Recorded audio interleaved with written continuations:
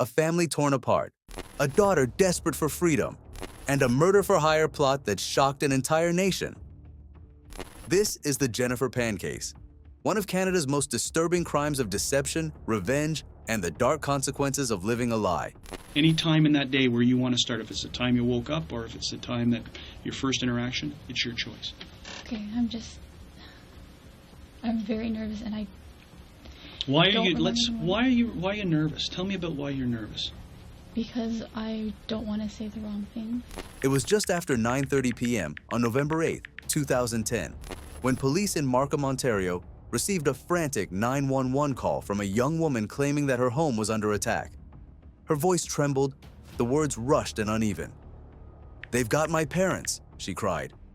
In the background, muffled sounds of chaos, footsteps, a man's voice, a thud, painted a picture of terror. Where are you, ma'am?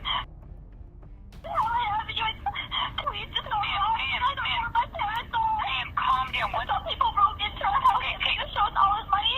Ma'am, where are you? What? Avenue Road. Yes. Can you spell the name for me, please? Dad? Ma'am. Hello? Hello? Yes? Ma'am, I need to know your address. Avenue Road, can you please spell it? In Helen Avenue, my dad just went outside screaming. Ma'am, can you spell the street address for me, please? H-E-L-E-N. Someone broke in and I heard shots like pops. I don't know what's happening. I'm tied upstairs. The caller was 24-year-old Jennifer Pan. When first responders arrived at 238 Helen Avenue, they found a scene that seemed to confirm her story. The front door was ajar. The house showed signs of a violent intrusion. Downstairs, Han Pan, Jennifer's father, was barely alive, suffering from multiple gunshot wounds. Her mother, Bitch Ha Pan, lay motionless nearby, dead at the scene. Jennifer, miraculously, was found upstairs, tied to a banister with a phone still in her hand. At first glance, it was a horrifying case of a home invasion gone wrong, one of those senseless acts that make even the safest neighborhoods feel fragile. But for detectives on scene, something about the picture didn't quite add up.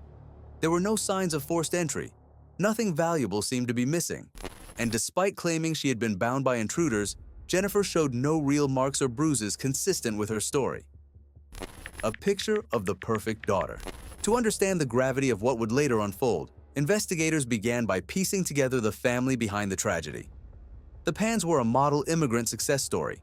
Vietnamese refugees who had built a stable, disciplined life in Canada through hard work and sacrifice. Han worked as a machine tool operator at a car parts manufacturer, while Bitch was employed at a local auto supplier. Together, they had raised their two children, Jennifer and her younger brother Felix, with strict expectations. By all outward accounts, Jennifer was the ideal child, a high achiever, polite, and deeply obedient. She was a talented musician who had once performed at school recitals with pride beaming from her parents' faces. Teachers remembered her as focused, though quiet. Her parents dreamed she would one day become a pharmacist or doctor, fulfilling the upward mobility they had sacrificed everything for. But beneath that veneer of perfection, Jennifer's life was unraveling. Years earlier, she had failed a calculus course in high school, preventing her from graduating. Too afraid to disappoint her parents, she began to forge report cards and later even fake a university acceptance letter. For years, she maintained a fabricated life, telling her parents she was attending classes at Ryerson University, when in reality, she was working part-time jobs and secretly spending time with her boyfriend, Daniel Wong. It was a fragile web of lies that required constant maintenance. Jennifer told her parents she had moved closer to campus when she was actually living with Daniel. She convinced them she was volunteering at a hospital. She even pretended to study late into the night, when in truth, she was hiding the double life she had built around rebellion and deceit. The night everything changed. According to Jennifer's first statement, 3 masked men broke into the Pan home that night. She said they demanded money, forced her parents downstairs, and tied her up while they ransacked the house. She claimed she heard gunshots, then silence. When it was over, she managed to free her hands just enough to dial 911 with her phone tucked into her waistband. But detectives soon noticed inconsistencies. If Jennifer had truly been tied tightly, how could she retrieve her phone and call for help so quickly? Why had the intruders spared her when both parents were shot execution style? And how did they enter the home without forcing their way in? Stand up and turn around. Put this in the side that you believe it was in. Great. Turn around so that you're looking away from me. You're looking exactly like, now here is where the banister is. Put your hands back behind your back, exactly how you remember they were. Okay? Now, and are you restrained from movement? How far can you move your hands from the banister? They tied my upper arm Yes? around the banister, Yes? but my hands were bound together. So your hands bound together, and this is the arm that's the strings wrapped around against the banister? Mm-hmm. Okay, so now how can you get to the phone? And how do you make the phone call? 911. Mm-hmm. And do you talk down like that? Yes, I'm yelling at the phone like this. And how can you hear? I turned the volume on max. Yes? So that's exactly the way that you're talking to her against the railing. Mm-hmm. Okay, that's good enough. Meanwhile, at the hospital, against all odds, Han Pan survived. Though gravely injured, he eventually regained consciousness. And when he could speak again, his words shattered the foundation of his daughter's story. Han told police that he had seen Jennifer walking freely, not tied up, and speaking softly to one of the intruders, as if she knew him. Suspicion grows. With that revelation, Jennifer's account began to crumble. The frightened daughter who had called 911 was now a person of interest. Police began retracing her digital footprint, phone records, text messages, and surveillance footage. What they found would reveal a months-long plot so cold and calculated, it would shock the entire country. But that story of deceit, planning, and a desperate bid for freedom would emerge only later. For now, all investigators knew was that the perfect daughter's mask was slipping, and the truth beneath it was darker than anyone could have imagined. An unraveling alibi. Police began by mapping out her version of events. Jennifer claimed she was upstairs watching TV when 3 intruders entered through the front door. They demanded cash, tied her up, and took her parents to the basement before firing the fatal shots. Then, somehow, she managed to reach her phone, hidden in her waistband, and dial 911. Yet the forensics didn't match. The ties around her wrists were suspiciously loose. There were no marks from bindings or signs of a struggle. And strangely, no valuables were stolen, even though the family's car keys, electronics, and money were in plain sight. Investigators also checked phone records for the night of the attack. What they found stunned them. Jennifer had been texting throughout the evening, including during the time she claimed she was tied up and helpless. Interrogation room, calm under pressure. In the early days of questioning, Jennifer came across as nervous but controlled. The footage shows her folded hands and careful speech, the picture of cooperation. Detective Bill Goetz, one of the lead interrogators, used a conversational approach, gently pressing for clarity rather than confrontation. But each time he asked her to walk through the timeline, her answers subtly shifted. And then you heard any idea how many more pops you heard? I just remember that I heard 1 or 2, and then there was a slight break. And there was 1 more. I don't remember if it was 2 and then break and then 1, or if it was 1 and then break and then 1. Okay. So you're saying that you heard a total of how many pops? Guessing. 4 or 5? 4 or 5. She hesitated over details like how long she'd been tied up, or whether she saw the intruders' faces. She described them as black males, a claim police could not corroborate. The inconsistencies grew so significant that investigators started recreating the scene inside the home, timing her actions, checking angles, and reenacting how she could have used the phone while allegedly bound. Nothing lined up. At this point, he ties my hands behind my back. And he walks me out. Okay, so stop right there for a second. Okay, I want you, now that you've got him right there, I want you to describe him to me. What you can remember, every little detail.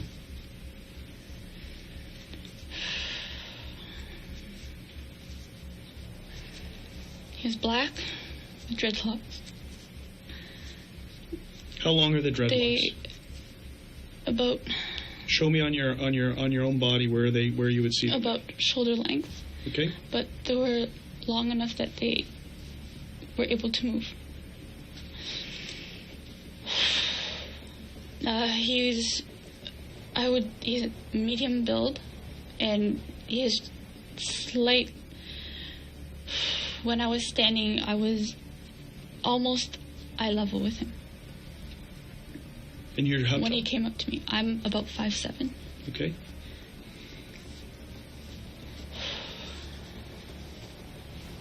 Clothing? All I can remember is dark clothing. Behind the scenes, police quietly began referring to Jennifer as a suspect in waiting. A second interview, the strategy changes. By the time of the second formal interrogation, the tone had shifted completely. Detective Goetz confronted her with evidence, phone logs, surveillance footage, and text data that contradicted her timeline. At first, Jennifer tried to adapt her story, insisting she had been too scared to remember things clearly. But when Goetz introduced the Reed interrogation technique, a psychological method built around increasing stress and empathy in waves, Jennifer began to fracture. He told her the investigation had uncovered a different truth, suggesting she may have orchestrated the crime indirectly, perhaps through someone she trusted. You start and push the play button for that day. And if you stick to everything that you remember happening that day, it will come out in sequence. Okay? And I'm going to show you a technique after we go through this that will show it to you. Okay? So let's just start. You've taken a deep breath. You've relaxed. You're in a good position right there. Let's start from the beginning of the day, when you wake up, and let's start moving forward from there. The digital trail. Forensic analysis of Jennifer's phone uncovered a stream of messages between her and Daniel Wong, her on-again, off-again boyfriend. The two had dated for years, but Jennifer's parents had forbidden the relationship, believing Daniel was a bad influence. After the breakup, Jennifer's lies deepened. She pretended to still live under her parents' control, while secretly maintaining contact with him. The texts were chilling in hindsight. They discussed her feelings of being trapped, her resentment toward her parents, and her fantasies of escape. Over time, those conversations turned darker. References to getting rid of her parents and talk of hiring someone began to appear. Police soon traced connections from Daniel to a small network of acquaintances, including Lenford Crawford, David Milvaganam, and Eric Carty, the men who would later be identified as the shooters. The evidence suggested Jennifer had offered them $10,000 to kill her parents, promising that the family's insurance money would cover the cost. The breakthrough. Detectives pieced together the timeline of the crime with digital precision. On the night of the attack, Jennifer had been texting one of the hitmen, providing live updates on her parents' movements. At 9:01 p.m., she sent the message, "VIP here," believed to signal that her parents had gone to bed. Minutes later, the intruders entered the house. That single message dismantled her story completely. It proved coordination, it proved timing, and it proved intent. When confronted with this evidence, Jennifer broke down once more, spinning a new version of events that she had arranged for her own suicide by hire, not her parents' murder. She claimed she wanted to die but couldn't bring herself to do it, so she hired men to kill her. But the communication trail, the planning, and the outcome all pointed in one direction. Her parents were the targets.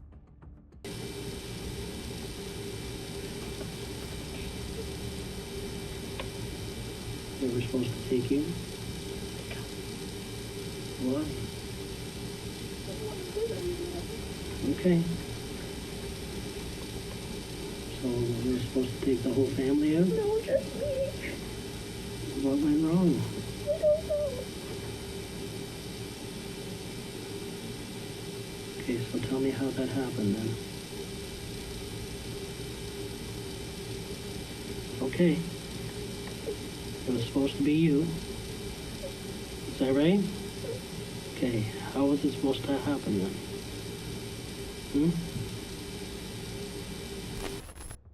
A carefully constructed illusion.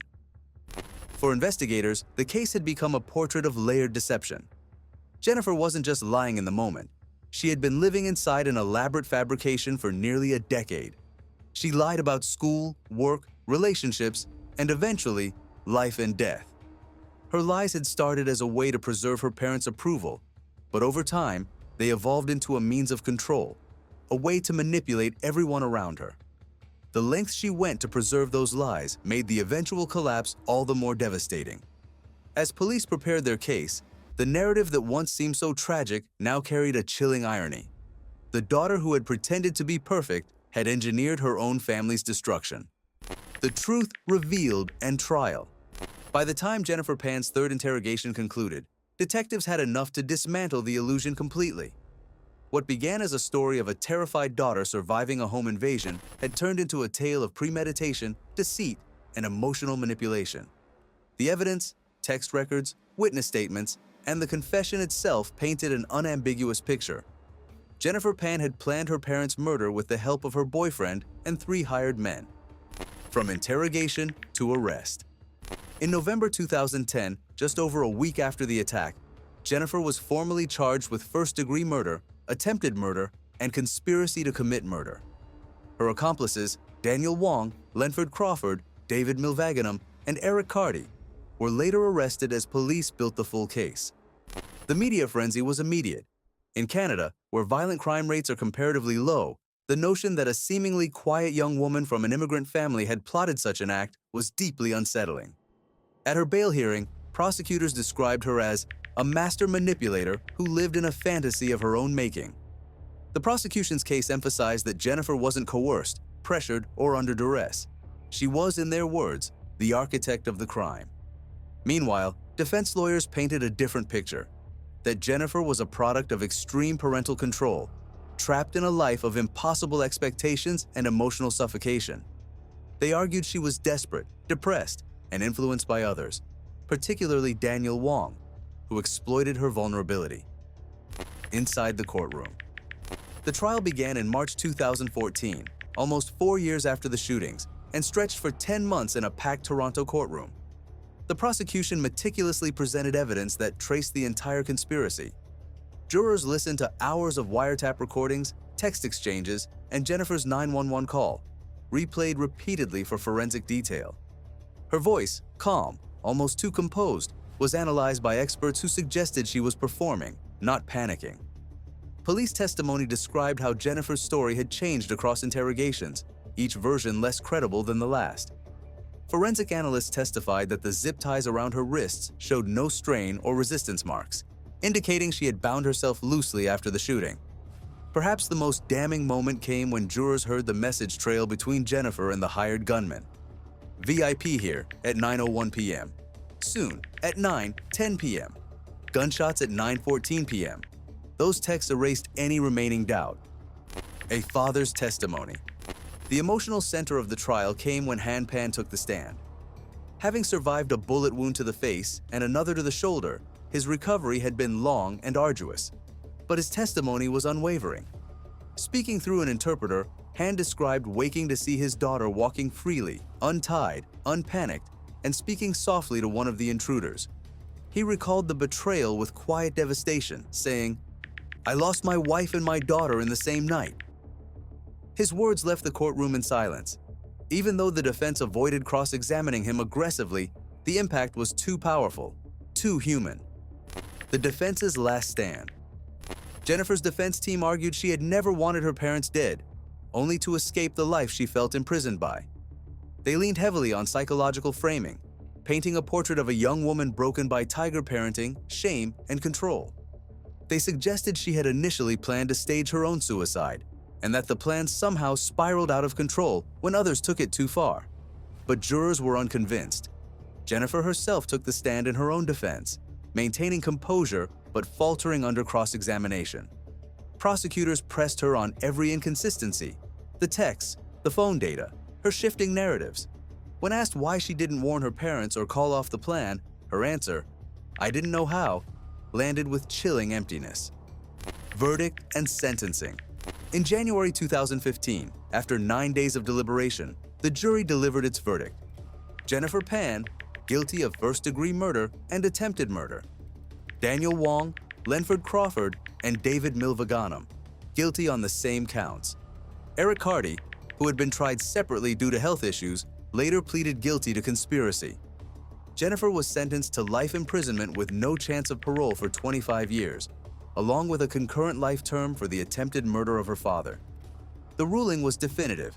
There was no leniency, no sympathy. In his victim impact statement, Han Pan told the court he could never forgive his daughter. "When I lost Bitch," he said, "I lost my wife, my best friend. When I lost Jennifer, I lost my daughter and my future."